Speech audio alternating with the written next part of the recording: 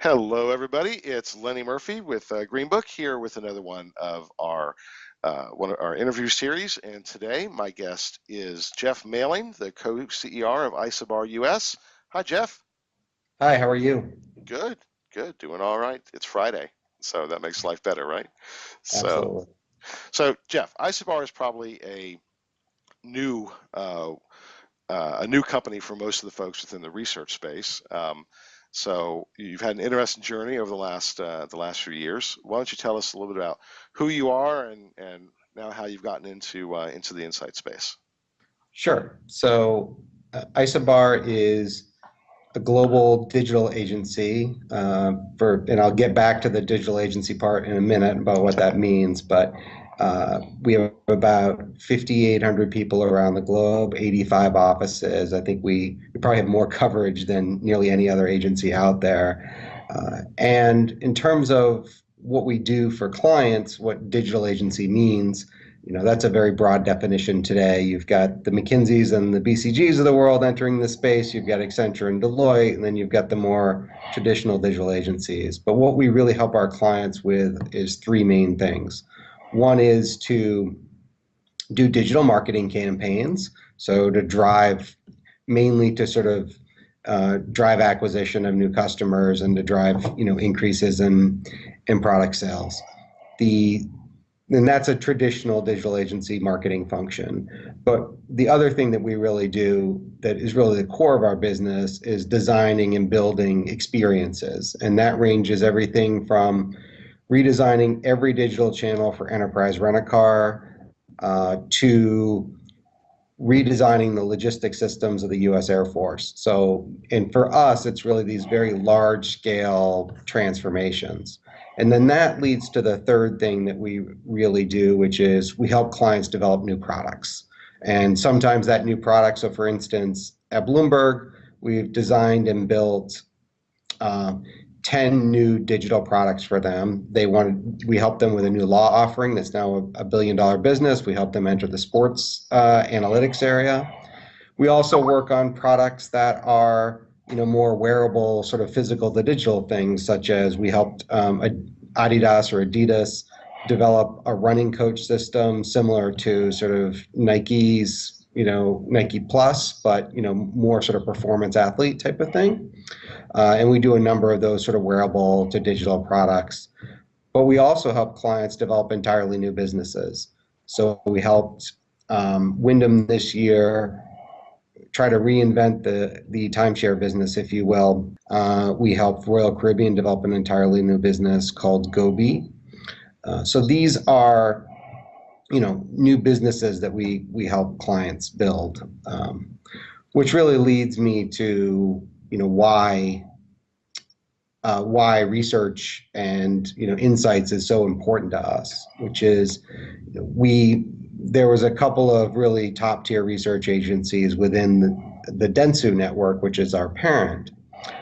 The and But they were sort of on their own, Forbes and Copernicus, kind of doing their own thing, very well regarded in their space. At the same time, that space is entering a period of automation, which I'm sure we'll talk about a little bit. As software developers, we saw that, right?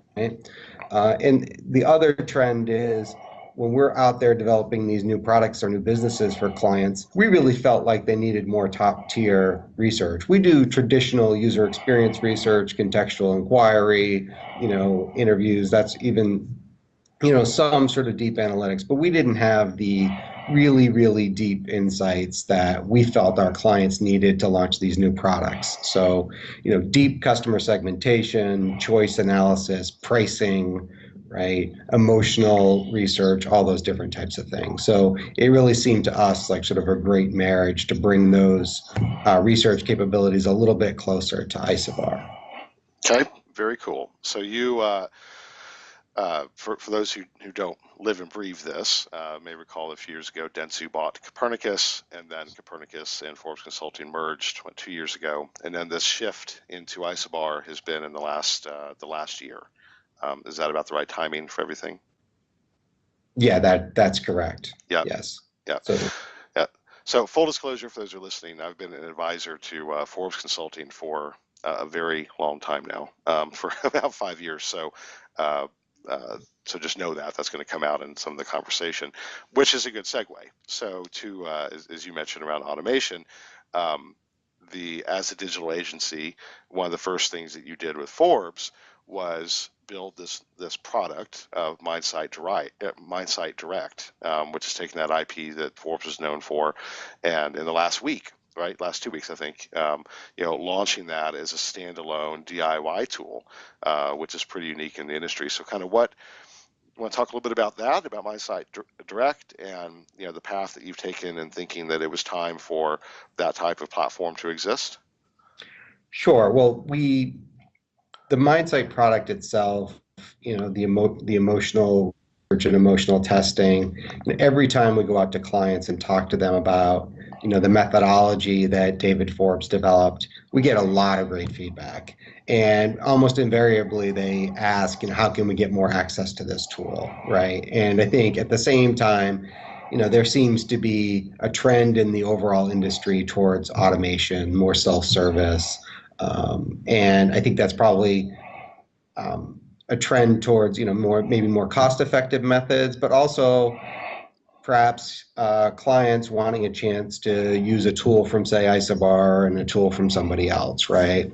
Sort of combine these things together. So we saw that trend, and that was one of the things that compelled us to get involved with the Forbes, to get Forbes closer to Isobar from the beginning, because developing software products for our clients is what we do, right? So we spent the past 6 months or so turning that Mindsight sort of intellectual property and sort of the internal software that we use to sort of crunch the numbers for our client studies, and making that fully sort of self-service. And so that has already launched, sort of a soft launch, and then it will be fully available to everyone here in the next few days. Yeah, and it's a very cool product, so I'll give the plug so you don't have to.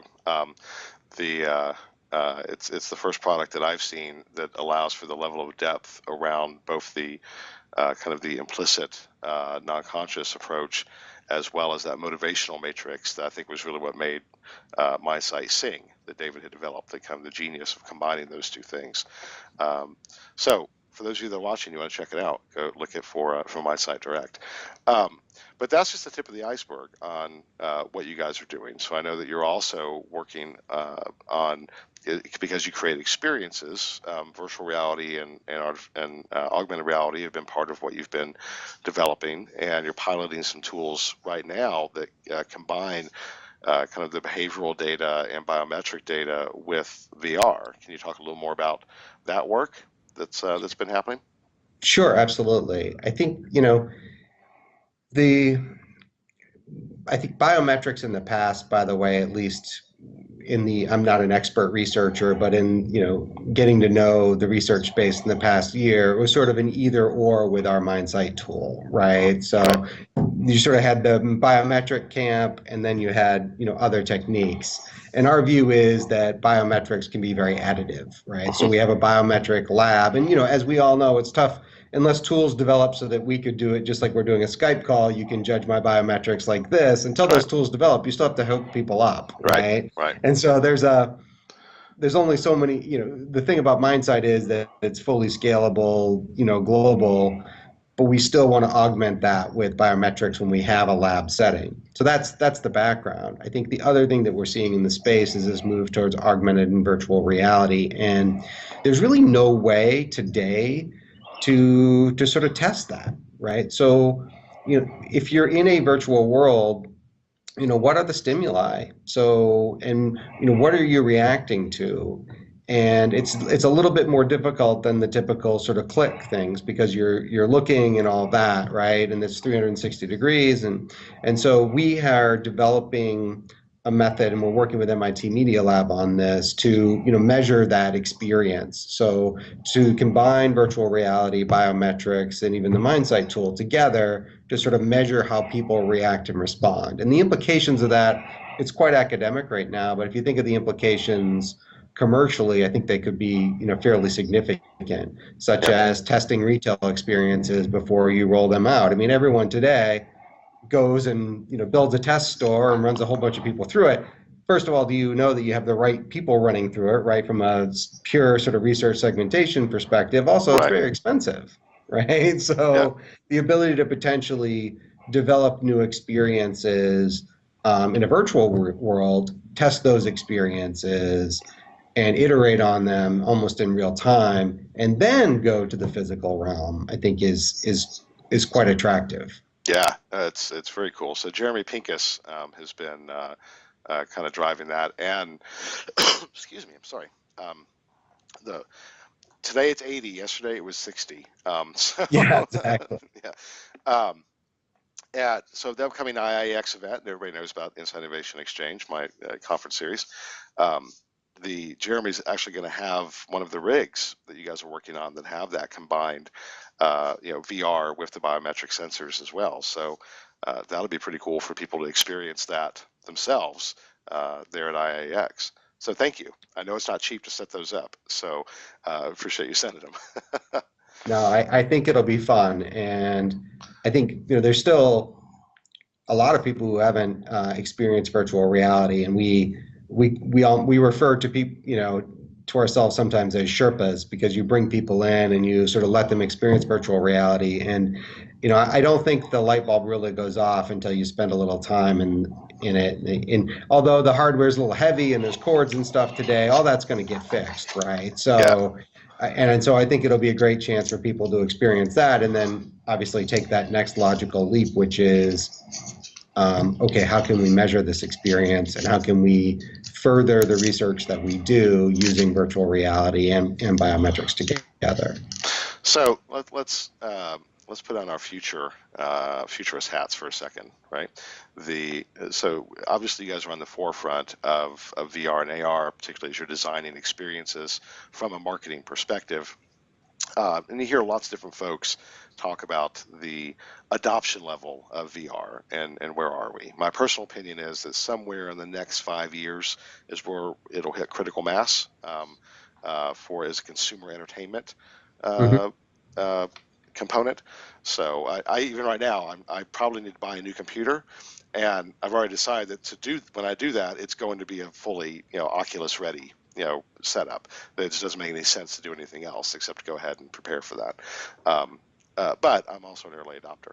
So as you think about the future of the next few years, what do you see? What is the vision that Isobar has by working with clients on the integration of VR and AR into kind of just how we do things every day, where it replaces Skype as an interaction tool, where it becomes ubiquitous? What's your thoughts? Yeah, I think that I sort of see it in stages. I think it's definitely pretty hyped right now, and I think there's two real issues with, or maybe three real issues with sort of true adoption of the platform to the level of, say, a cell phone, right? One is clearly the hardware itself, the size, the bulkiness, and all of that. I think the world's become pretty good at miniaturization. Once they get the technology down, they do well at that. The second is the computing bandwidth that's required, and the third is the distribution platforms. Now, on the computing bandwidth, if you look at Microsoft HoloLens, which is an augmented reality device, the headset's a little heavy, but it's fully detached, right? And the batteries take a little bit longer, but we all remember the computers that had 45 minutes of battery, right? So Right. I think that we know that that's a well-worn path that someone will figure out.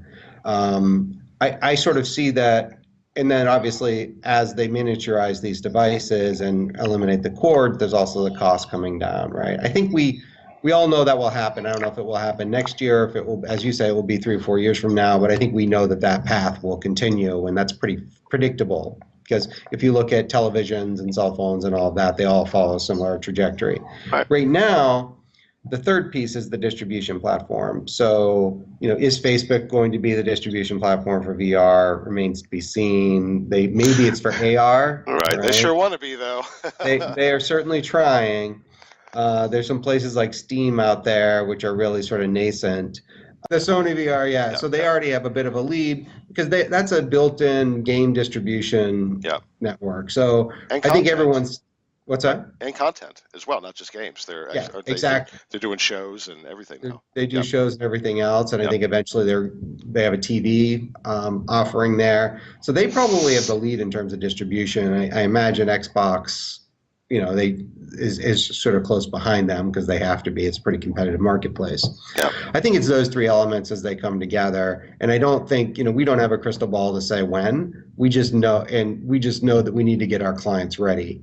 Because when when this happens, it'll happen just like when the Kindle came out, digital books all of a sudden just, Right. were the thing. Or the We have iPhone. to, yeah, or the iPhone, right?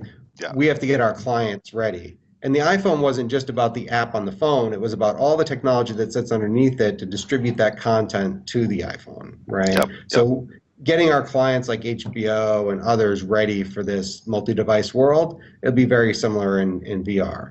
What we're seeing today is that VR is very, very effective as an installation medium.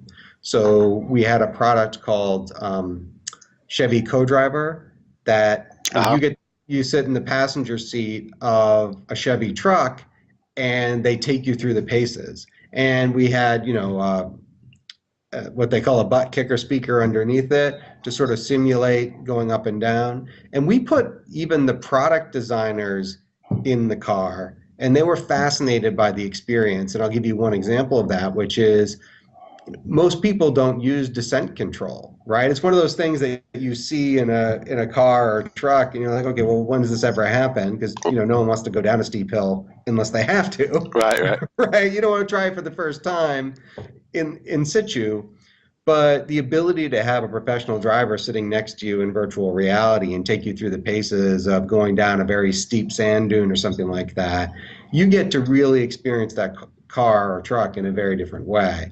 That was highly effective as an installation medium, right? We also saw the same thing with Mountain Dew, the ability to skateboard next to some of your favorite skateboarders, right? And that sort of thing. That seems to be and we've used virtual reality to allow people to experience some of Wyndham's vacation properties. So what would it be like to be at the Wyndham property in Hawaii? And so I think those types of things are mainstream now, or at least getting mainstream. I think some of the other things, such as you consuming content on your own, are still a little bit niche right now, but it's coming. Yeah, yeah. So play with that a little bit more, but not necessarily about VR. I was thinking about data, and again, your incorporation of Isobar insights. My thought is that we're rapidly approaching a world where the experience from a media consumption standpoint can change in real time in response to or what can be customized to my profile, and also have the ability to change in real time based upon my reaction to things. Almost a choose your own adventure type of model happening at once. I think we're of an age. Remember the choose your own adventure books? Yeah, yeah. So. Which creates an incredibly individualized experience of how we engage with the world around us and the media. Is that far-fetched, or do you see as part of your vision that you'll be tapping into this data as well, and that's why you're investing in these solutions so that can become a much more data-driven experience rather than kind of a mass market experience? Yeah, I think that it's funny. Nearly 20 years ago, when we founded the company that's now Isobar, it was based on this concept of personalization, right?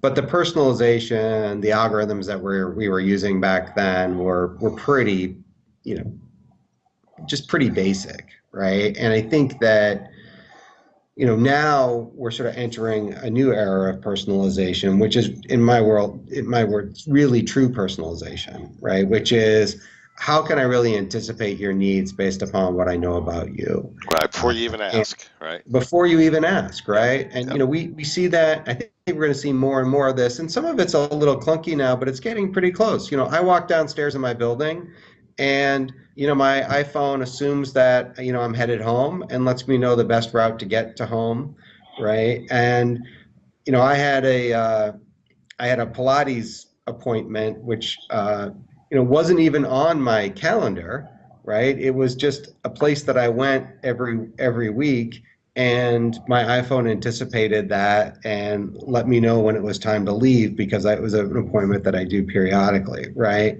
Mm. Obviously there's some dangers to that. Right. Pilates is fairly innocuous appointment. If it was another type of appointment, perhaps it would have been. It can get a little bit creepy, but we're going to figure that out. I think the concept of anticipatory design is, I think, upon us, right? And so now when we design experiences for clients, we're leveraging a lot of this. We're creating frameworks for these experiences, but really data will drive them, right? Yeah. And it doesn't mean that, by the way, that the great sort of segmentation research that we do up front in these processes is not valuable. It's actually very valuable. Now we're activating that throughout Yep. the entire life cycle, right? Yep. And we're optimizing it. So a big part of our practice is marketing optimization, really sophisticated multivariate testing, from anticipating when someone has a certain type of search term. Well, what experience do they want to get on the website when you get there? And what we've learned over time is that keeping a user in context has massive impacts on their satisfaction with the process and ultimately how much they buy. So, for example, if I decide that I'm renting a Chevy car, I'm sorry, buying a Chevy car, and I type in, Chevy Malibu gas mileage, I really want to know about gas mileage, and frankly, I want to be sort of tunnel visioned on that. That's what we've learned through our research. And so, Yep. presenting me with an experience that isn't just doesn't have gas mileage on the page, but puts gas mileage front and center, right? That's key. But if you think back all the way to the segmentation, okay, we've now sort of identified that customer. We know what their triggers are, and I'm designing an experience around that. I'm also optimizing that experience along the way. So I'm Yep. testing what messaging, what imagery, where should I suggest the test drive? Is it too early? Is it too late? Right? All those different things that we can optimize, right? Yep. So we're really making that original segmentation work a lot harder than, hey, I did it once, I put in some codes in a database, and that was kind of it. Right. Right. And you're taking it where the old days segmentation just kind of sat as this macro view. Now it's the part of the funnel, right? It's the top of the funnel to get down into the micro and the individual. So that's very powerful. It is, and we're just at the beginning stages of that, but we have every client we talk to today, data is a key topic. Sure. Yeah. And so we live in that world, don't we? So. We do, and not everyone knows exactly what they want to do about it, but they know that they need to do something, right? Yeah. Yeah. Well, it's one of the examples I always use is the movie Minority Report. Right. Remember the scene of Tom walking through the mall, right? And the customized messaging, et cetera, et cetera. And it's funny of how many, my wife is an example. She finds that incredibly creepy, right? She's like, no, oh my God. I find that like, yeah, bring it on. Yes, bring me an individual offer, an individual experience that caters to me. That's a fantastic win-win. You can have my data as long as you're creating value for me through those types of things. And it's very personalized. So, it's definitely a balance, right? And I think that, I'm a big Kindle fan, right? And frankly, you can buy the Kindle without advertising and spend a little bit more, and it's not that much money. But I don't mind the advertisements on the Kindle because I'm always looking for new things to read, and the advertisements are very personalized to me, right? Yeah. So I view that as helpful rather than hindering, right? Yep. But it's an uneven world. So, getting spammed and retargeted with banner ads for something I mistakenly went to, right?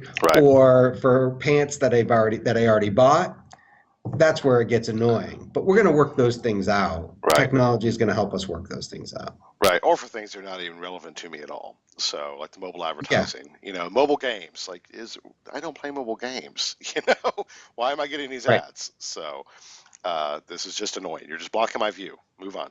So yeah, no, I agree. We're going to work that out. And the integration of marketing and insights is how that'll happen. So you guys obviously are pioneering that, and hats off. So I want to be conscious of your time as well as the time of folks that are watching this.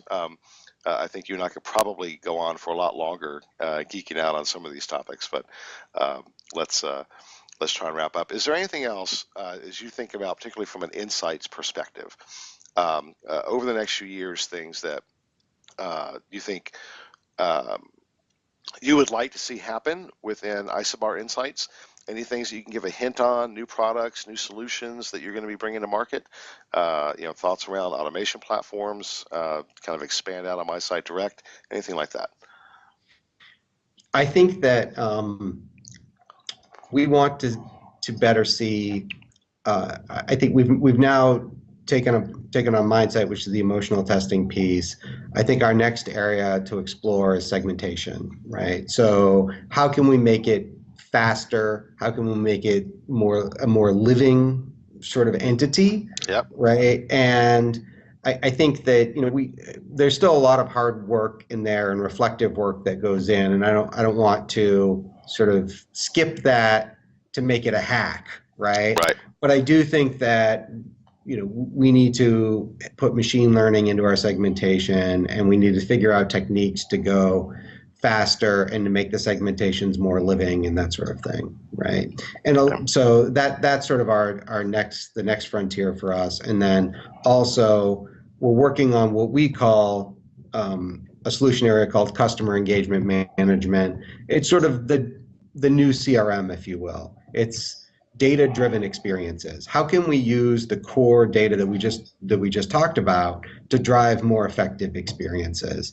and sort of putting together that entire loop from the original sort of targeting through to learning about a customer through the entire life cycle, to better marketing to them, to better experiences, and that sort of thing.